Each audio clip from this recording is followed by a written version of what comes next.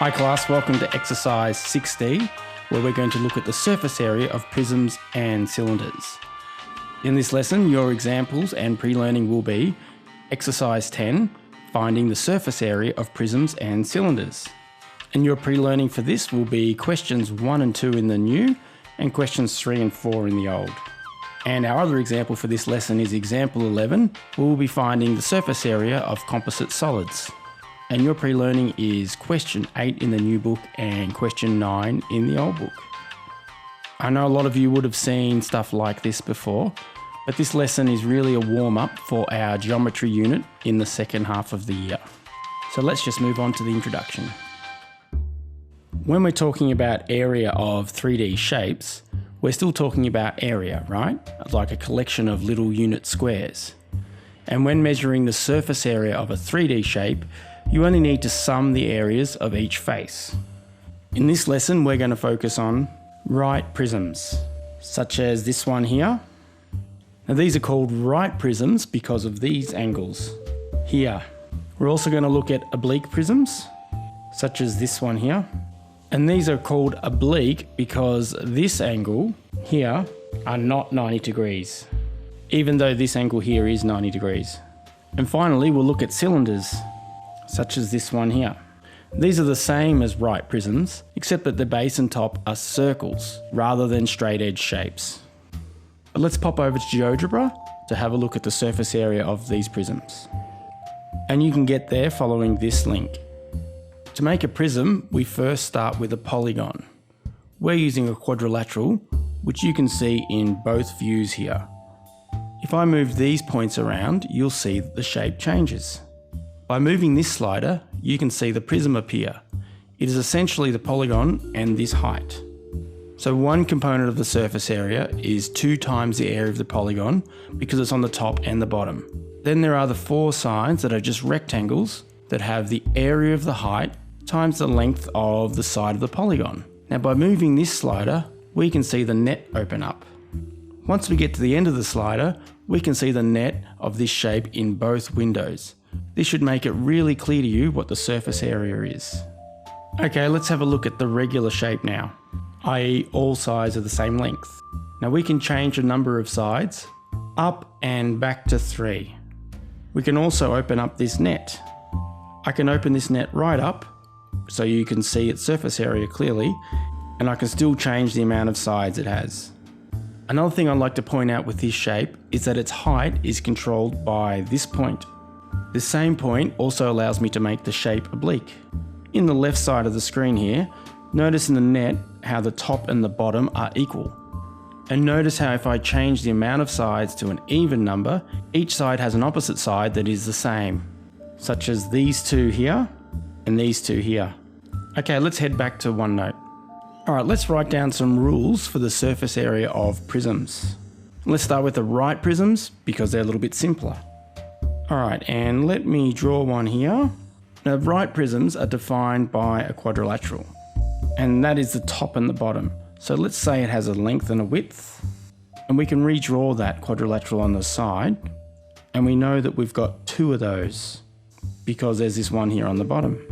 And we also know that the prisms have this height h, and some surface area is defined by this rectangle HW. And we're going to have 2 of those because there's the one at the back. And then there's this other rectangle, which will be L times H. And we know that we're going to have 2 of those. But another way of looking at the 4 that we got at the bottom here is that they actually add together to be the perimeter of the original quadrilateral times height, where the perimeter is 2 times the length plus 2 times L.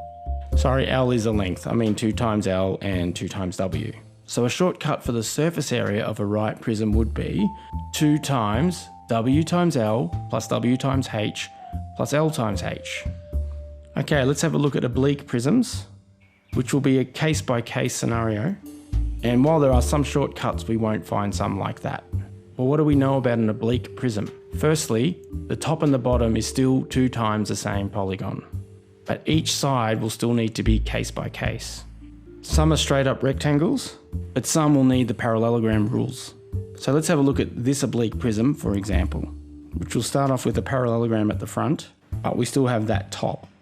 So we're actually going to need 4 different measurements. Firstly will be the base times the length, plus we'll have to measure this height here, but we'll also need this other measurement x. Now its total surface area will be base times height times 2. And that's because of these parallelograms here. But these slanty sides are actually rectangles. And they'll be x times L, and there's 2 of them. And the top and bottom will be the base times the length, and there's 2 of those as well.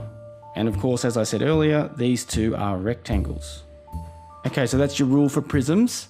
Now let's pop back into GeoGebra, where we can look at some cylinders. And GeoGebra will tell us a lot about their surface areas. Now you can follow along at this link here. Okay, full disclosure here, this applet was created by Tim Brzezinski, something like that. Apologies, Tim, if you ever watch this video. Now, here is a cylinder, and by dragging this point, I can change the width of the cylinder. And moving this slider, I can change the height of the cylinder. And let's open it up with this slider here. Now with the net open, you should be able to see that it's very clearly just a circle at the top and bottom, and this strip, which is equal to 2 pi times the radius, which is just the circumference of this circle, multiplied by the height.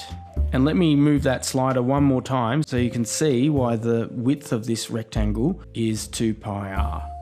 And while we have the net open, you can see if I change the height or the width, the net also changes. All right, let's pop back into OneNote. And as usual, I'll post links to the GeoGebra applets in the video description, but of course it's also here on the OneNote page. All right, so let's write down the rules for cylinders. So that applet would have made it really clear that a cylinder is defined by its height and the radius of the circle that's at the top and bottom of the cylinder. So let's draw that. Badly, I must admit. So at the top here, we have a circle with radius r, and of course at the bottom as well. So we could start drawing the net by drawing those circles over here to the right. Then the side bit of the cylinder is just like a piece of paper rolled up. And it's really just a rectangle that has a height of h and then wraps all the way around the circle. And let me draw that off to the side here. So first we'll have a height of h, and to wrap all the way around the circle, it'll need a side length of 2 pi r. And let's finish off that rectangle. So the area of the circles are both pi r squared. And here we've got a rectangle that is 2 pi r times h. So this area has to be 2 pi times RH. So therefore the surface area is 2 times pi r squared, because there's 2 of them, right? And then we have to add this other rectangle here, which is 2 pi RH. Now I can see the area of the circles and the rectangles all have factors of 2 pi r. So I can write that out as 2 pi r times r plus h. And that's not just being fancy. The reason I do that is because it actually is a lot easier to add into the calculator. All right, that's the end of the introduction. So I suggest you pause the video now and work on the building understanding questions in the new book, which is equivalent to questions 1 and 2 in the old book. And then I'll see you in the next section. When finding the surface area of prisms and cylinders, it does help to draw out nets. Sometimes for more simple shapes, like right prisms with a quadrilateral base, or cylinders, and always for more complex shapes, such as oblique shapes, and ones that have surfaces that are not rectangles. But when we are dealing with these more simple shapes, recall that the surface area of a right prism add up to 2 times the area of the polygon that is at the top and the bottom, plus the perimeter of the polygon times the height of the prism. And when I say polygon, of course I meant the base polygon, okay, the top and bottom one. Also, don't forget that the surface area of a cylinder is defined by the radius of the circle and the height. And that formula is 2 pi times radius plus height. Anyhow, let's put all this to work in example 10. In part A, they want us to find the surface area of this prism, and its width is 8 centimeters, and its length is 5 centimeters, and its height is 3 centimeters. The polygon that is at the top and bottom of this prism is just the width times the length, i.e. 8 centimeters times 5 centimeters. So it has an area of 40 centimeters squared and a perimeter of 8 plus 8 plus 5 plus 5 which is 26 centimeters squared. Sorry, 26 centimeters. With the formula that I was showing you for these sorts of prisms, we've got 2 times the area of this polygon plus the perimeter times the height. So that's 2 times 40 centimeters plus 26 times 3 centimeters. So in other words, 80 centimeters squared plus 78 centimeters squared, which is 158 centimeters squared. If I was to draw the net of that, I would end up with something like this. And looking back at the diagram, we can see that I've used blue for 8 centimeters, pink for 5 centimeters, and green for 3 centimeters. So going back to that net, I'll mark in all the sides that are 8 centimeters by blue, and all the sides that are 5 centimeters pink, and all the sides that are 3 centimeters green. And we can see, as far as centimeters squared goes, that this is 40, this is 24, and this is 15. And I should have put a title here, this is a net. And we can notice now that each one of these sides has another one that's exactly the same. So I can say we've got 2 times 40 plus 2 times 24 plus 2 times 15, which is equal to 80 plus 48 plus 30.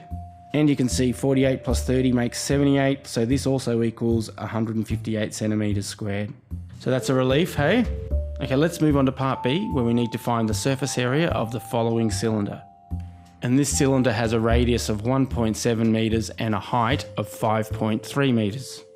Now with the formula, which is 2 pi times the radius plus height, that becomes 3.4 pi, because 2 times 1.7 is 3.4, times 7, because 1.7 plus 5.3 is 7.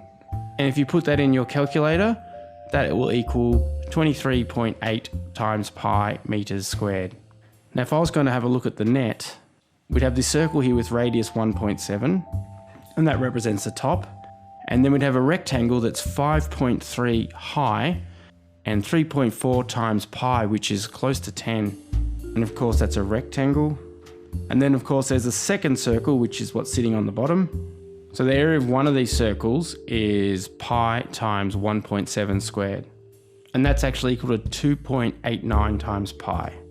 And seeing that 3.4 times 5.3 is 18.02, this rectangle has to be 18.02 pi. So that means that the total area of this net is 2 times 2.89 pi plus 18.02 pi.